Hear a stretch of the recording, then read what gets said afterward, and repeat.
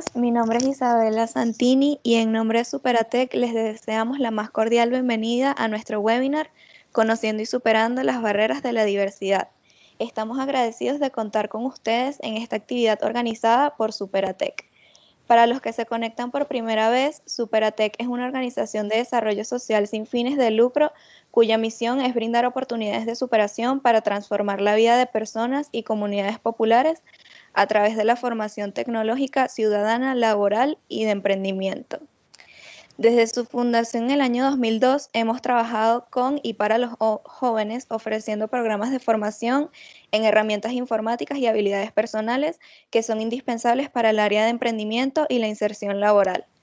Actualmente, en medio del cumplimiento de cuarentena por el COVID-19, ofrecemos un ciclo de charlas abarcando diversos temas necesarios para convivir con nuestra realidad.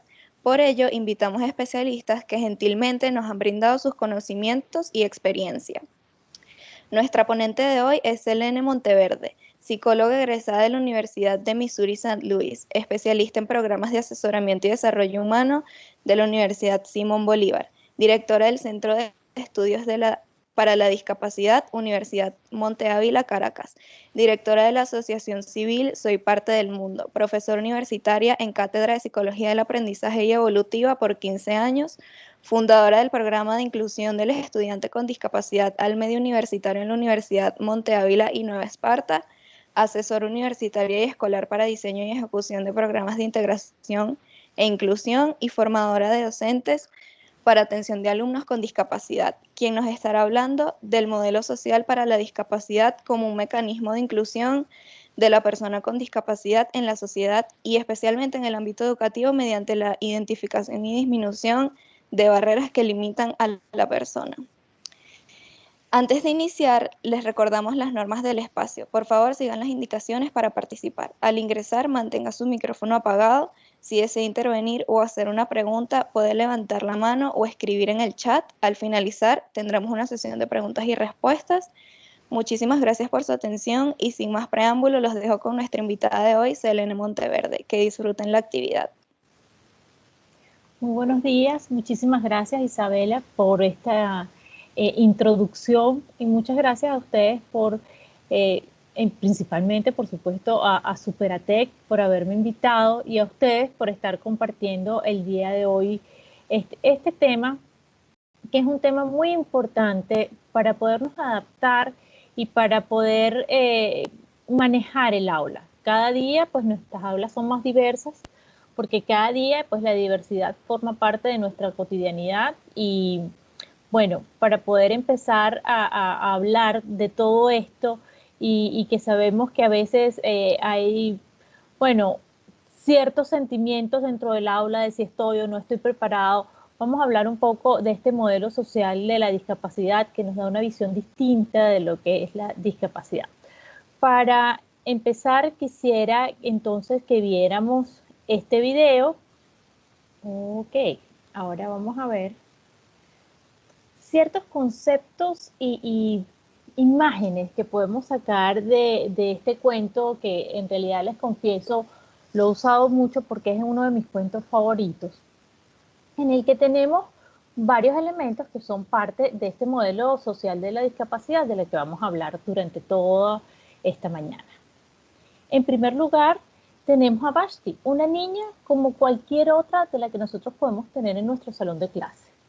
Una niña que puede estar dentro del espectro autista y con tantas estimulaciones sensoriales, pues está aturdida, le duelen los oídos de tanto que ha escuchado durante todo el día y sinceramente ya no puede hacer más actividades y siente que está sobresaturada y no quiere hacer la actividad de la clase de arte.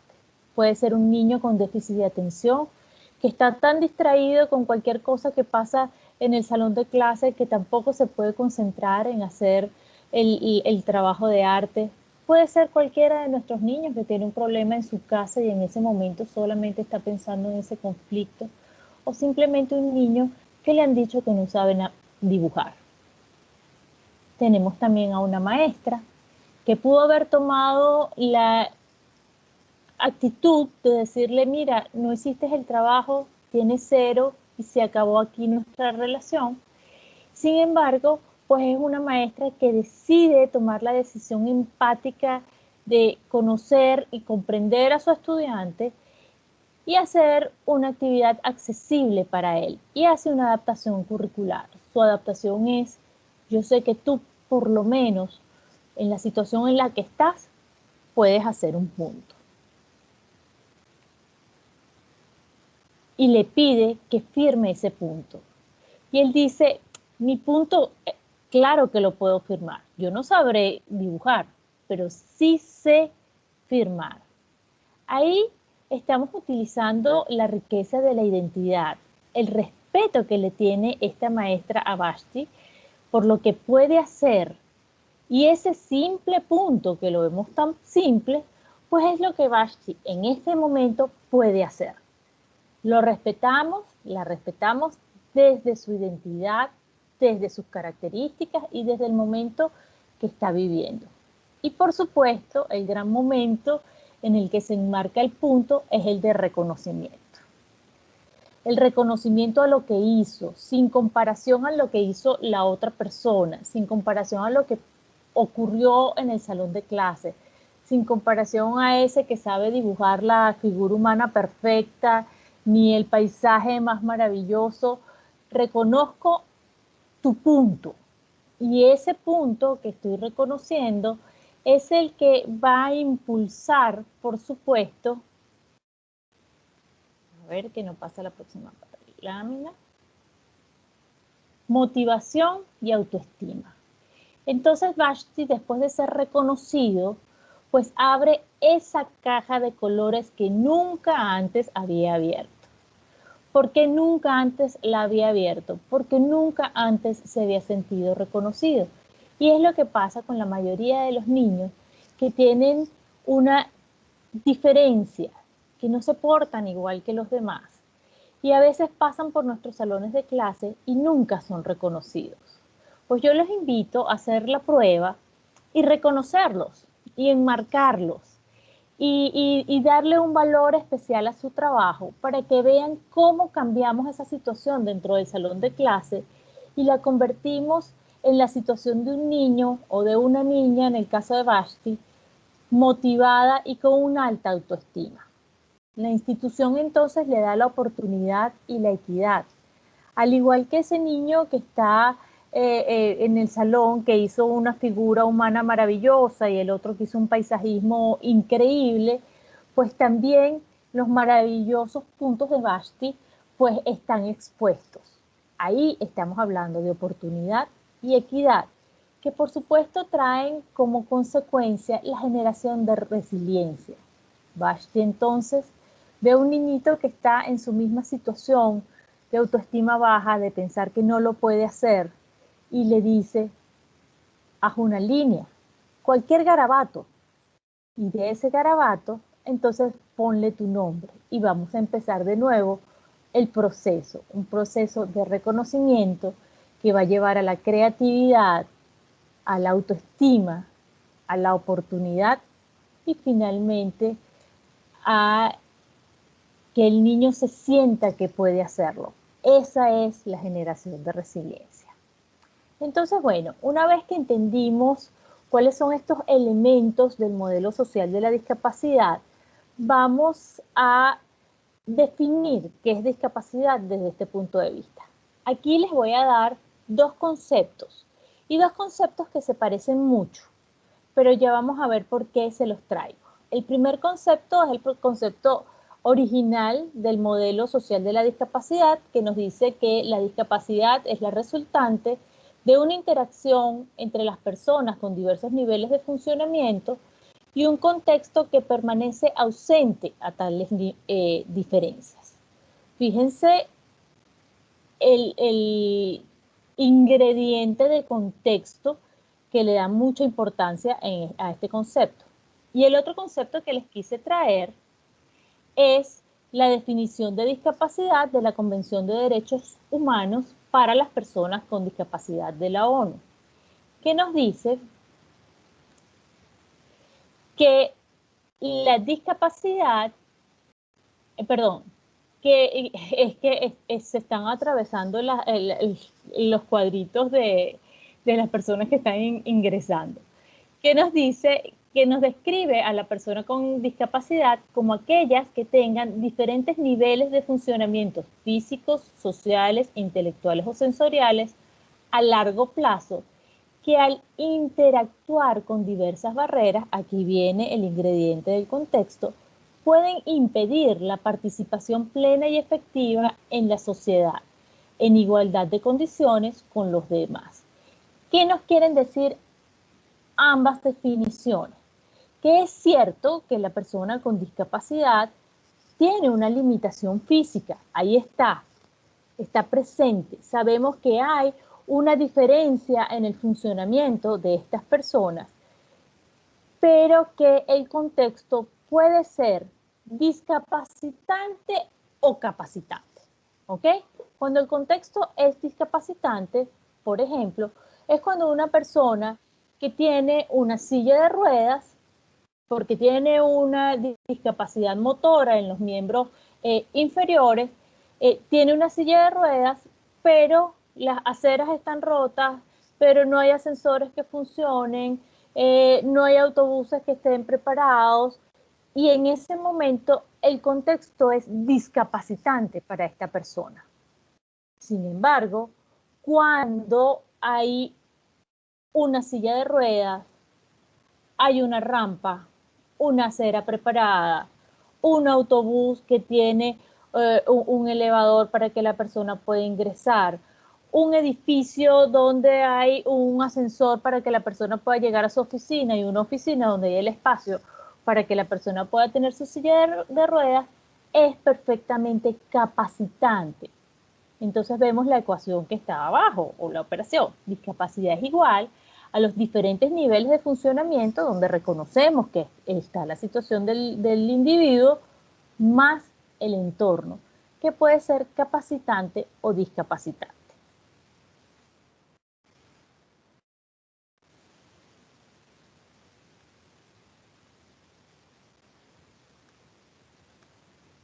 A ver, que esto no avanza.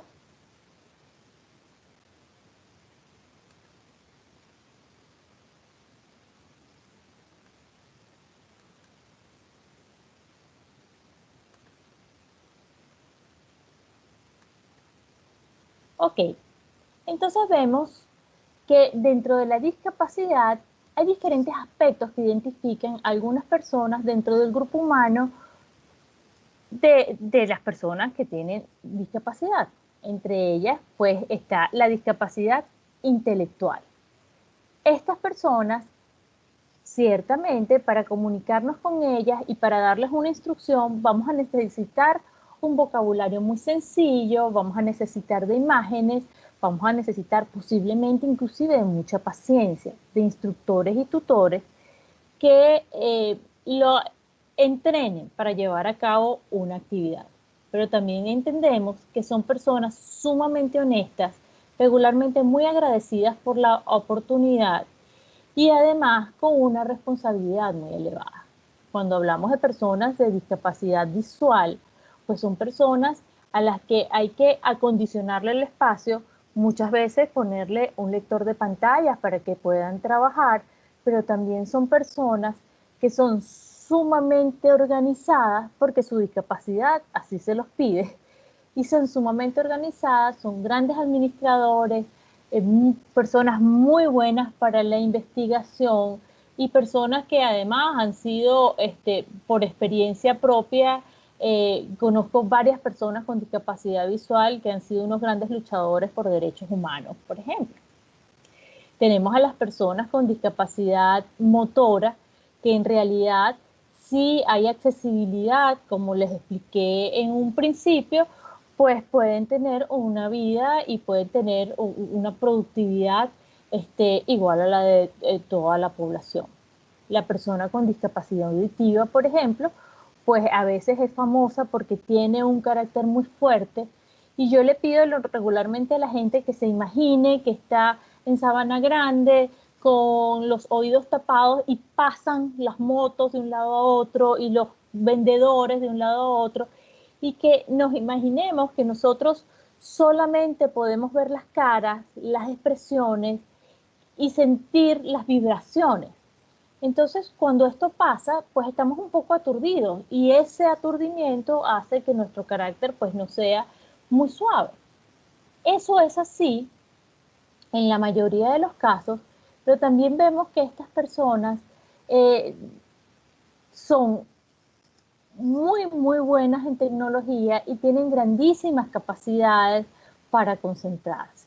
Tenemos también el grupo de personas sordociegas que se comunican por el tacto, y tenemos al grupo que está dentro del espectro autista, que cada día va creciendo más en nuestra población, que son personas que, dependiendo de sus niveles sensoriales, dependiendo de cuáles sean sus combinaciones neurológicas, pues van a tener diferentes reacciones en diferentes momentos.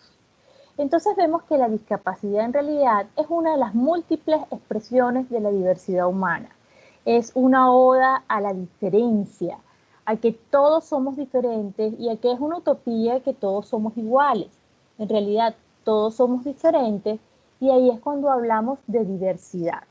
La diversidad hace referencia a la identificación de la persona por lo que es, cómo es, y no como nos gustaría que fuera. No queremos en realidad que el contexto se adapte o que la persona se adapte, sino que ambos se tienen que adaptar. ¿Por qué? Porque estamos hablando de la identidad de esa persona. Aquí les traigo una herramienta. En realidad, esto es solamente una pequeña parte de lo que es el modelo octogonal de Chilina León, pero es una herramienta para que dentro del salón de clases nosotros podamos respetar y entender al niño desde su propia identidad.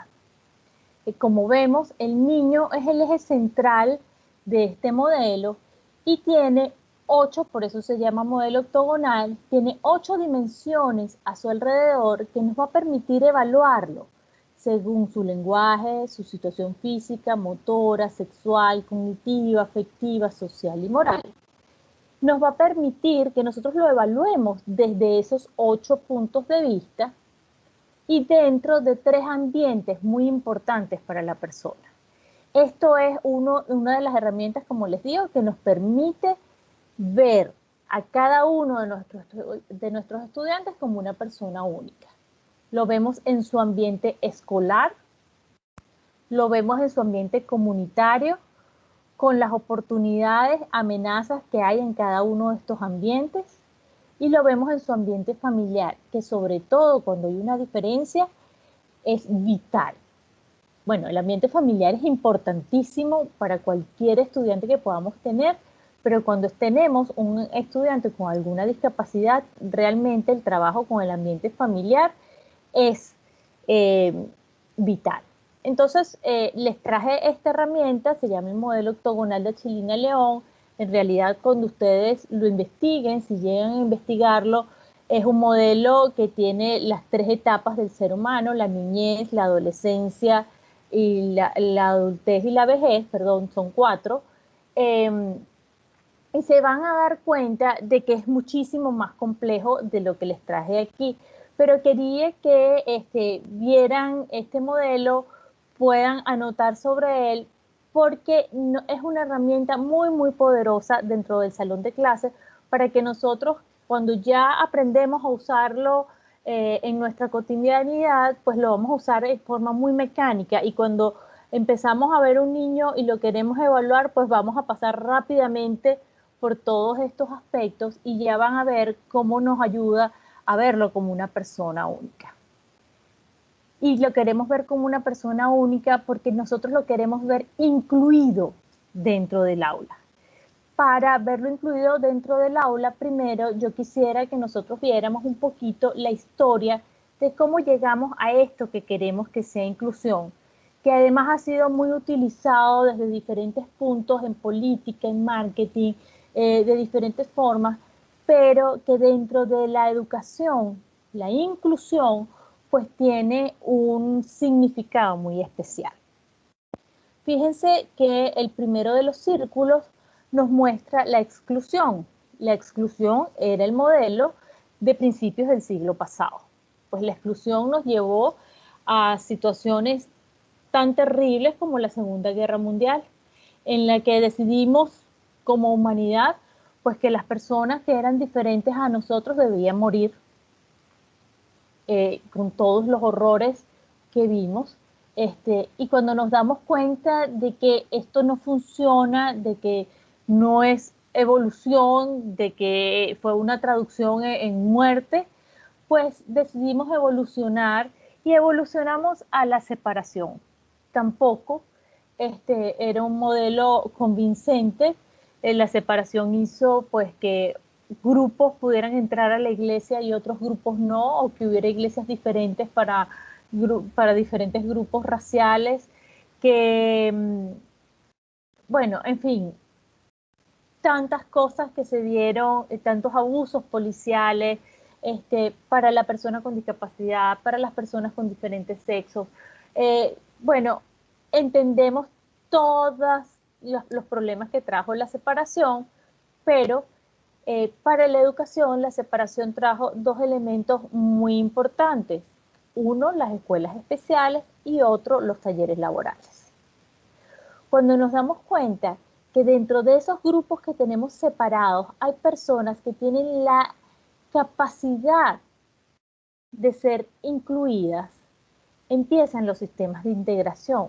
Los sistemas de integración son la mayoría de los que todavía se están utilizando en Venezuela, pero queremos ir a la inclusión. ¿Cuáles son esos sistemas de integración? Bueno, los que todavía estamos exigiendo muchas veces dentro del salón de clases, que es o que los padres sean de tutores, que pasa muchísimo en las escuelas públicas, los tutores que ya son especialistas, que los encontramos más en la escuela privada. Lo podemos ver en otros países donde hay una inmigración importante, que hay aulas de integración, así se llaman, en los que los niños que tienen diferentes idiomas y quieren entrar al sistema van entrando y se van integrando poco a poco, salen del aula de integración y los van preparando para entrar al aula regular, donde ya sería un aula de inclusión. Entonces, pues, ¿qué es la inclusión? La inclusión obedece a un conjunto de procesos y de acciones orientados a eliminar o minimizar las barreras que dificultan el aprendizaje y la participación. Entonces vemos que es un conjunto de procesos y que esos procesos nos van a llevar muchas veces a eliminar estas barreras, pero otras veces solo a minimizarlas. Y yo para esto los invito, a ver este ejemplo. Fíjense, ¿qué nos dicen aquí? Y esto, cualquiera que ha estado en un salón de clase seguramente pues lo ha hecho o lo ha visto, ¿ok? Para que la evaluación sea justa, todos vamos a realizar la misma prueba. Van a subir a ese árbol. ¡Wow! Vemos cómo el gato está feliz porque la tarea es perfecta para él. La cara de preocupación del elefante es enorme. La foca o este animalito que yo nunca he estado muy segura de qué es, piensa en sus patitas cortas y dice, esto es imposible para mí. El caracol dice, yo lo puedo hacer, pero lo puedo hacer en 2 o 3 días. Esto no lo voy a poder hacer el día de hoy. Para el pez esto es absolutamente imposible porque está preso en esa pecerita. El mono y el pajarito están felices con la actividad. Entonces, ¿qué es lo que se nos está presentando aquí? Aquí se nos presentan dos grandes oportunidades de aplicar el principio de igualdad, que es el que sugiere la imagen, ofrecer las mismas oportunidades para todos, y el principio de equidad, que es el que busca el modelo social para la discapacidad, que nos dice, hay que tomar en cuenta las características del funcionamiento de la persona con discapacidad para disminuir o eliminar las barreras al aprendizaje y a la participación, dando respuestas diferenciadas, utilizando adaptaciones y herramientas tecnológicas. Vamos al mismo ejemplo y vamos a aplicar entonces alguna de estos consejos que nos dan desde el principio de equidad. Si nosotros utilizamos un teléfono inteligente, tenemos claro que, por ejemplo, se me ocurre, el objetivo del aprendizaje en este momento es que sepamos cuál es el ecosistema de la copa del árbol, porque si no, ¿para qué tendríamos que subir? Grabamos la copa del árbol, utilizamos un video BIM y lo proyectamos, todos van a poder ver el ecosistema de la copa del árbol y todos van a poder hacer la actividad. Ahí hay una adaptación curricular, ¿ok? Ahí se aplicó el principio de equidad. Sin embargo, pensemos que es una escuela de muy bajos recursos en la que pues no tenemos ni celular ni video BIM. Entonces ahí tenemos que ir más o menos viendo las diferencias de uno por uno. Agarramos un grupo de piedras lo suficientemente resistentes y montamos al elefante para que el elefante pueda ver la copa del árbol. Y con un mecate y una tablita hacemos un ascensorcito y entonces ahí montamos al caracol, al pececito y a la foca. Los montamos ahí y pueden ver la copa del árbol.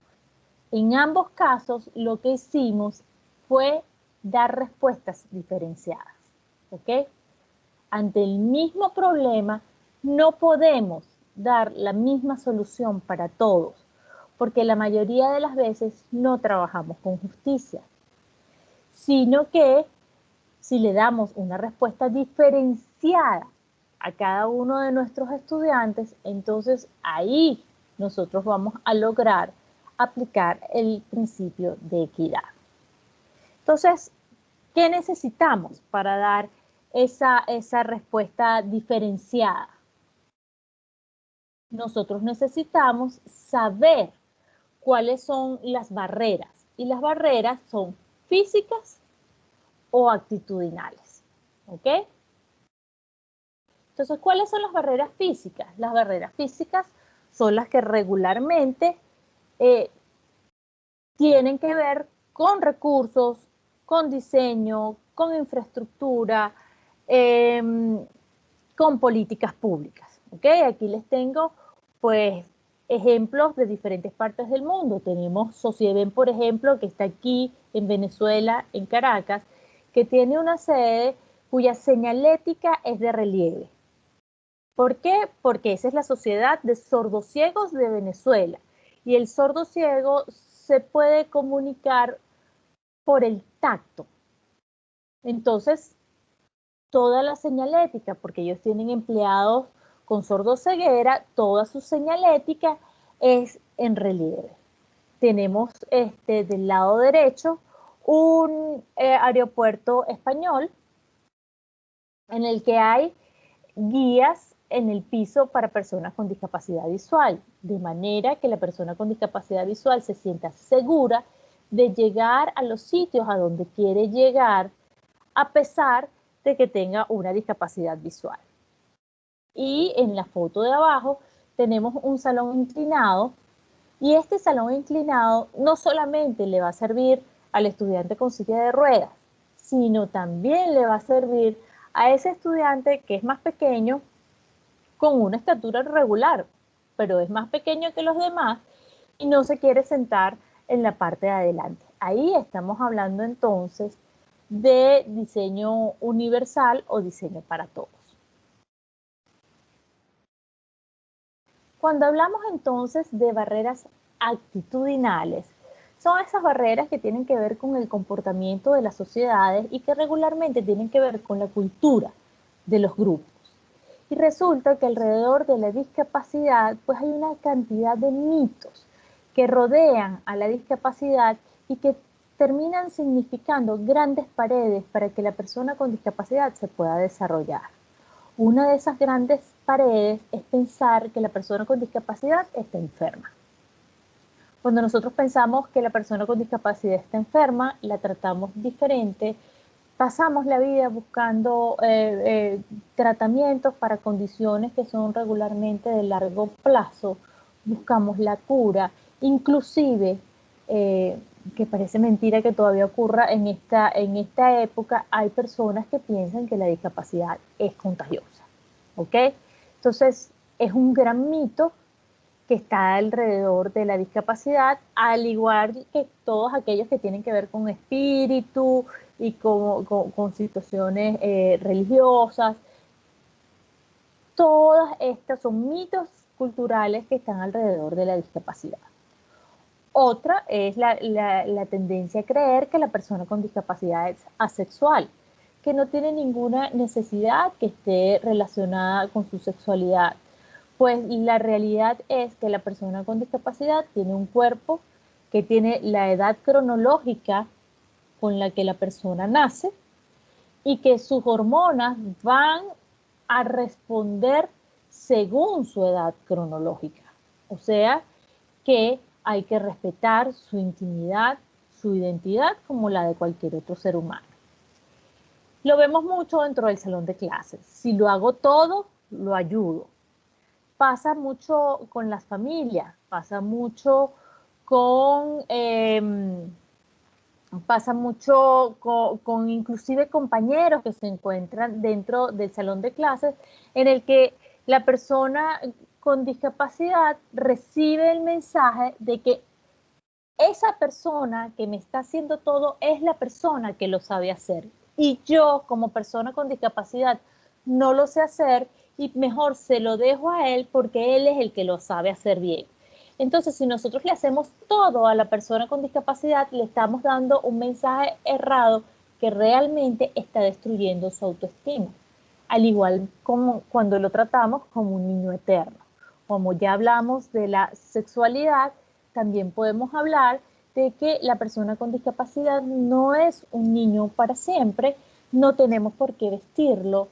La persona debe escoger su ropa, debe escoger su destino y debe escoger su vida. ¿Ok? Pensar que no es inteligente. Cuando hablamos dentro del modelo social de la discapacidad, pues no estamos hablando del modelo de inteligencia que nos lleva a la campana de Gauss, la del coeficiente intelectual.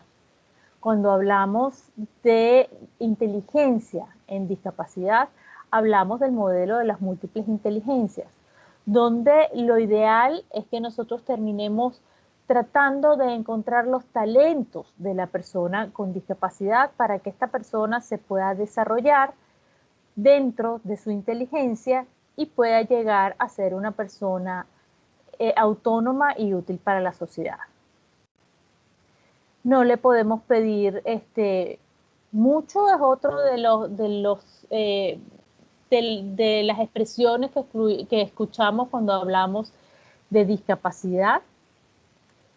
Y por último, y lo puse en mayúscula para que se viera grande, como un grito grandísimo, es ese yo sé lo que necesita. Y en este yo sé lo que necesita, les voy a contar una anécdota, me van a disculpar, pero me parece que es súper ilustrativa para este momento. Cuando nosotros empezamos los programas de adaptación del estudiante con discapacidad al medio universitario, pues se hacía una carta, se sigue haciendo para los profesores. En la carta es una descripción de la discapacidad del estudiante. Esta carta, por supuesto, se hace con permiso del estudiante y de su familia si se requiere. En la carta se presentan las características de la discapacidad del estudiante, las fortalezas del estudiante, las posibles debilidades que pueda haber en cuanto a lo cognitivo para su desenvolvimiento en el salón de clases y una serie de sugerencias. En el caso de uno de mis estudiantes con parálisis cerebral, pues tenía muy comprometidos los miembros superiores y yo puse en las recomendaciones que recomendaba que los exámenes se hicieran en forma oral. Pues resulta que el estudiante empezó a salir muy mal. Cuando yo le digo, bueno, pero si teníamos tan buenas notas, ¿qué está pasando ahora? Y me dice, Selene, simplemente que yo no quiero hacer exámenes orales, porque a mí me pone sumamente nervioso. la prueba oral. ¿Cuál fue mi gran error? Y vamos a tratar de pasar.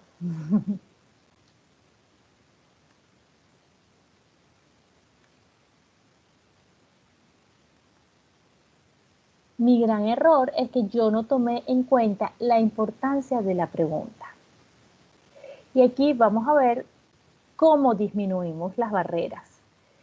Tenemos que preguntarle a la persona con discapacidad cuáles son sus necesidades. ¿Qué quieres tú para la prueba? En el caso de este estudiante, el estudiante me dijo, Selene, mira, te tengo una idea, ¿por qué no lo hacemos en una laptop? Hacemos el examen en una laptop, que sea del departamento de ustedes, no tiene que ser la mía, porque yo sé que en mi laptop hay información, usamos la del departamento y yo puedo manejarme con la laptop perfectamente. Entonces, ¿de dónde tiene que salir la solución? La solución no tiene que salir de nosotros. La solución tiene que salir de la persona que sabe cuáles son sus necesidades. ¿Ok?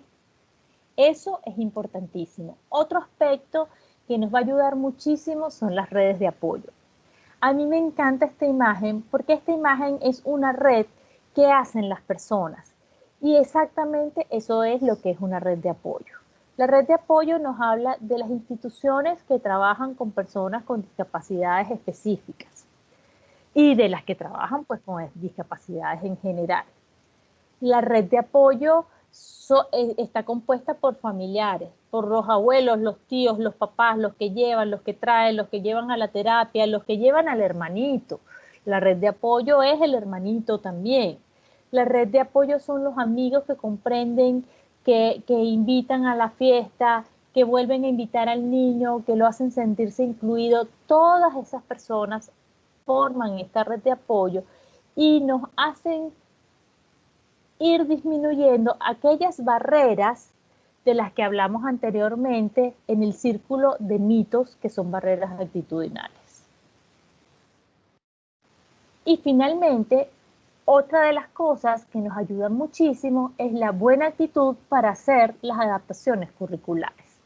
Aquí les voy a traer solamente tres ejemplos.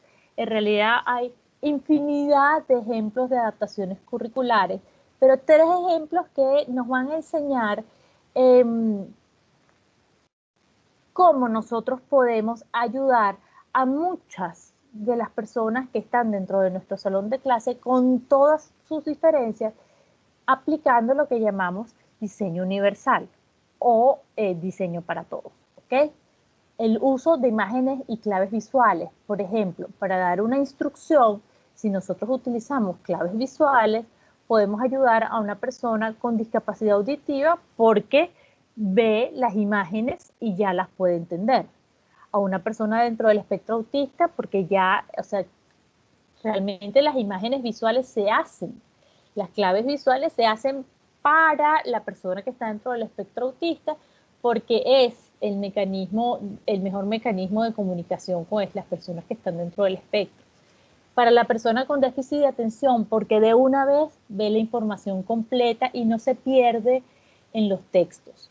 Para la persona con discapacidad intelectual, porque la imagen es la forma más fácil y más sencilla de comunicación. A la persona con dislexia, porque no lo estamos obligando a leer, y a cualquier otro niño que quiere saber rápidamente y que se quiere acordar de cuál es la instrucción. Aquí les traigo entonces pues una instrucción muy fácil de claves visuales de cómo cepillarse los dientes.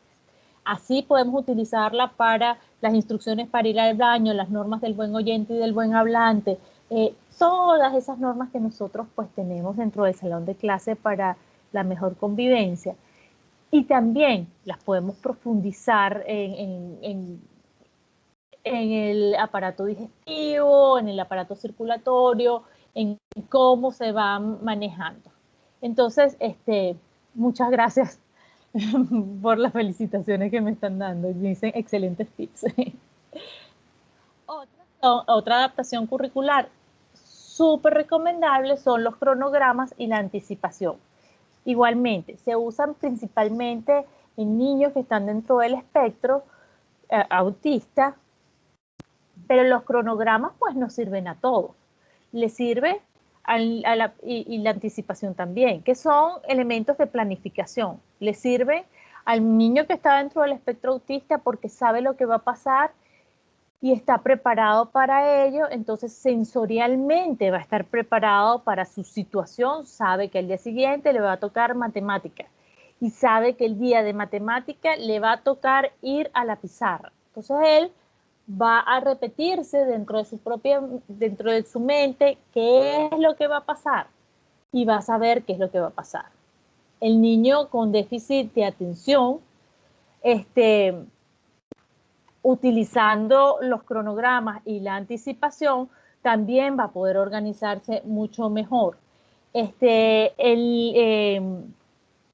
La familia va a poder utilizar estos cronogramas para poder controlar a ese niño con autismo, a ese niño con déficit de atención o a cualquier niño, en realidad, que necesite saber qué es lo que va a pasar dentro de su salón de clase.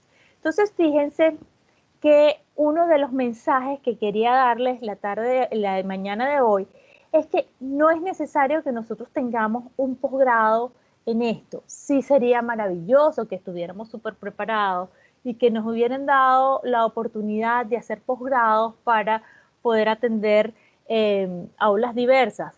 También es necesario que dentro del sistema educativo pues se trabaje mucho más las aulas diversas, pero nosotros podemos hacer adaptaciones y tenemos la capacidad perfecta para hacerlas.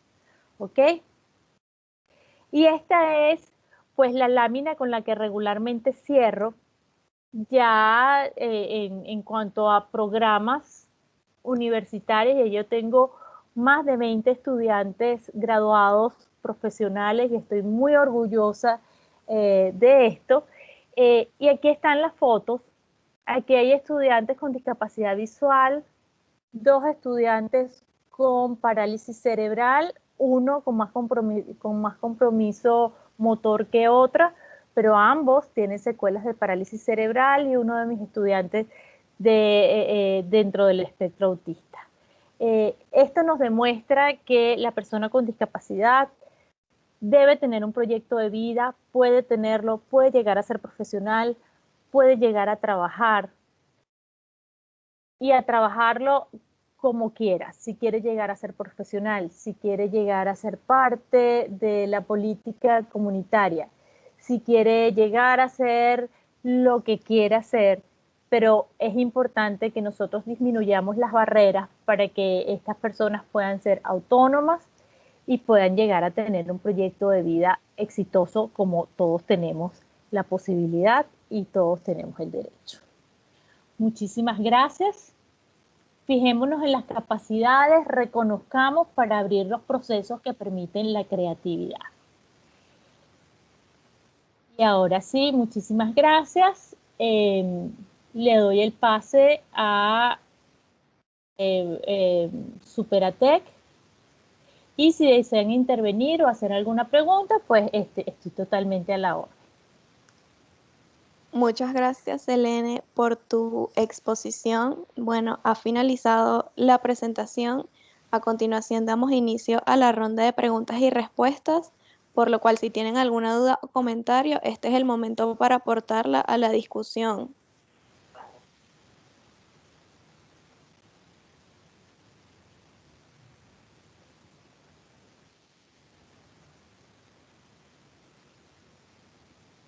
Yanela nos dice, me gustaría que pueda dar sus impresiones sobre los términos diversidad funcional, discapacidad y personas regulares. Ok, bueno, esa es una discusión enorme. De hecho, yo utilizaba muchísimo diversidad funcional. Realmente son términos, los 3 términos me parecen válidos. El de persona regular es algo muy, muy relativo. A mí me parece que todos somos personas regulares, con diferencias. Y como todos tenemos alguna diferencia, pues yo creo que todas las personas somos regulares. En cuanto a diversidad funcional y discapacidad, sí ha habido una discusión muy grande. Lo cierto es que lo que ha pasado con esto es que hay un grupo que piensa que eso es un eufemismo, es decir, que diversidad funcional viene solo para suavizar el término. Y en realidad yo creo que diversidad funcional forma parte de la evolución, en el que queremos que se entienda que todos somos diversos dependiendo de los niveles de funcionamiento que tenemos. Entonces, todos los términos son válidos. Discapacidad yo lo adopté porque es el término que todavía se maneja en la legalidad. Entonces, por ejemplo, el centro de estudios que llevamos en la Universidad Monte de Ávila es el centro de estudios para la discapacidad, porque legalmente todavía ese es el término que estamos usando. En España se utiliza más diversidad funcional. Como te digo, tiene una connotación distinta. A mí me gusta mucho porque es una connotación que se adapta a la evolución, a entender que hay diferentes niveles de funcionamiento y eso es lo que quieren resaltar. Ok, me lo van leyendo porque aquí me sale nada más la mitad. Sí, la siguiente pregunta es, ¿y el término neurotípico es correcto? Nos dice Fabiola. Sí, sí, es correcto. Es el que se usa científicamente para la persona que no está dentro del espectro autista. Entonces, lo que quiere decir es que su neurología es típica y la neurología de las personas que están dentro del espectro autista es atípica porque tiene que ver con distintas conexiones. Una de las características físicas del espectro autista es que las conexiones neurológicas están hechas en forma distinta. Entonces, por eso es que cuando la persona que, por ejemplo, tiene una conexión distinta en el sentido del oído, cuando escucha la licuadora, pues se siente totalmente perturbado. Entonces, ahí hay una conexión atípica en sus neurotransmisores, en su neurología.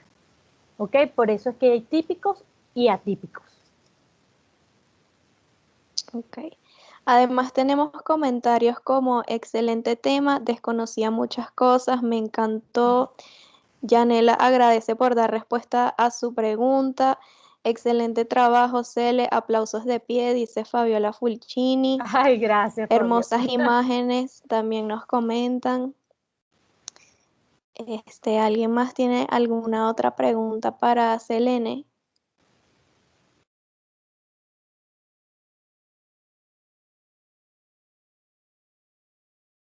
Bueno, si no hay más preguntas, pues estoy totalmente a la orden. Ahí tienen mis redes sociales. Quizás Ingrid Prado, que está entrando, tiene algo. Ay, Yolanda Guilarte nos dice, ¿utiliza usted adaptaciones curriculares? ¿Cuáles? bueno, la verdad es que las adaptaciones, claro que utilizo adaptaciones curriculares cuando tengo personas con diversidad en el aula. Las recomiendo muchísimo, sobre todo cuando doy entrenamiento a, a- a maestros en la escuela primaria, secundaria y en preescolar. Recomiendo las adaptaciones curriculares. Por ejemplo, en la universidad pues utilizamos mucho el Note Taker, que es una adaptación en la que los estudiantes que tienen alguna discapacidad motora o visual sobre todo, tienen una persona que los ayuda a hacer el examen. Son muchachos que solamente toman nota del examen y la persona con discapacidad les va dictando. Esto un poco por la experiencia que tuve con que las pruebas no fueran orales. Entonces hay profesores que no aceptan la laptop o hay estudiantes que, sobre todo cuando hay estadísticas, este tipo de materias que es más difícil cuadrar con la computadora, pues tienen a una persona que les tome nota en el examen y esa es una adaptación curricular, por ejemplo. Las adaptaciones dentro que se utilizan para el espectro autista, pues muchísimas se utilizan en la escuela primaria hoy en día.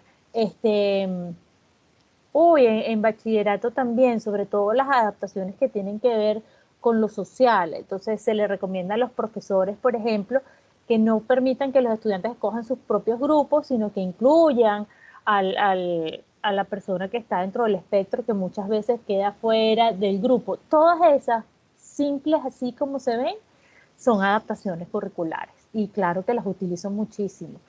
Para hacer una adaptación curricular, lo que tenemos que hacer es poner en el medio a este estudiante, así como dice el modelo octogonal que les enseñé, lo ponemos en el medio, lo conocemos y de ahí, pues, nuestra cabeza nos da la oportunidad de ser creativos y de desarrollar, pues, una adaptación.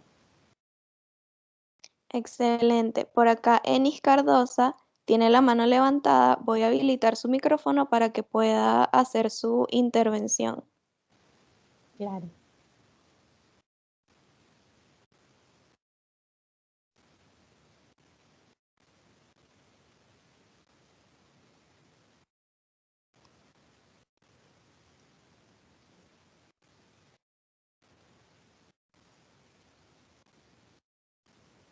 Bueno, la diferencia entre inclusión e integración es que son procesos, uno antecede al otro, ¿ok? Regularmente, para que haya inclusión, debe haber integración.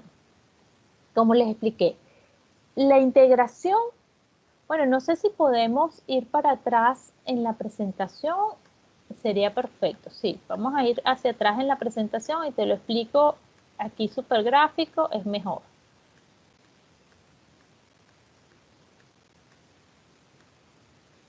Ajá. Fíjate, hoy, vamos al próximo. Aquí está. Integración es el circulito número 3, ¿ok?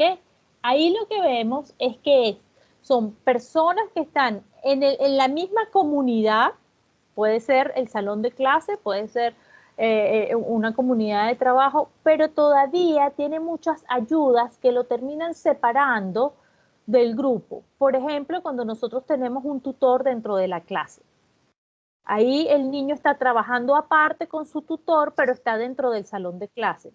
A veces no tiene que estar físicamente dentro del salón de clase, sino como en el ejemplo que les puse de aulas de integración, donde es un aula aparte que se van haciendo actividades y poco a poco vamos integrando.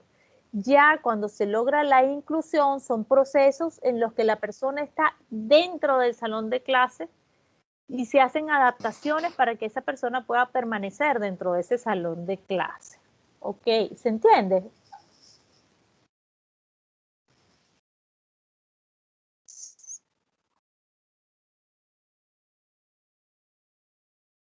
Hay otra mano levantada. Además, tenemos aquí otra pregunta. Angélica nos comenta que entró tarde, que verá la grabación. Sin embargo, de la parte que vi, pregunta, ¿las adaptaciones quedan a juicio de la institución del docente? ¿No es obligatorio para las instituciones educativas? No son obligatorias, pero son altamente recomendadas. Y realmente a mí me parece que es la única forma de poder manejar las diferencias dentro del salón de clase. Pero no hay ninguna ley que nos obligue a hacer una adaptación. Sin embargo, si hay reglamentos y está por salir la ley de personas con discapacidad, entonces sí hay reglamentos que nos obligan a tener a la persona con discapacidad y a la persona con diferencias dentro del salón de clase. Entonces esta es la herramienta para que este proceso pueda funcionar. Buenísimo. Fabiola Fulcini nos pregunta que si los superdotados entran en esto. Sí, totalmente, totalmente, porque los que llamamos superdotados también son personas con una diversidad funcional. Sus funciones son distintas a las que estas que decimos grupos regulares, nunca grupos normales, pero a estas que les decimos grupos regulares. Hay una diversidad, son distintos. Con ellos se ha utilizado muchísimo la separación, pero realmente deberían estar integrados, por lo menos. Ok. Fabiola nos dice, exacto, perfecto, gracias. Nos comenta en el chat. Bueno, si no hay ninguna otra pregunta, en nombre de Superatec queremos reiterar nuestro agradecimiento a Selene Monteverde por su participación en el webinar Conociendo y Superando las Barreras de la Diversidad, la cual ha sido de mucha utilidad para todos los participantes. Antes de finalizar, queremos invitarlos al webinar Pausas Activas en el Trabajo, en el Teletrabajo, el próximo jueves 6 de mayo, el cual será facilitado por Carles Terza Miralles. Asimismo, queremos informarles que estarán recibiendo en sus correos una pequeña encuesta con la finalidad de conocer su opinión y evaluar esta actividad. Por favor, no olviden responderla. Recuerden seguirnos en nuestras redes sociales, en Twitter y Facebook nos encuentran como @superatec y en Instagram como @superatec.be. Nuestra página web es www.superatec.org.be. Agradecemos a todos su asistencia y participación. Recuerden que superarse es la clave. Feliz día para todos. Muchísimas gracias a ustedes, de verdad que sí, muchas gracias a todos los participantes.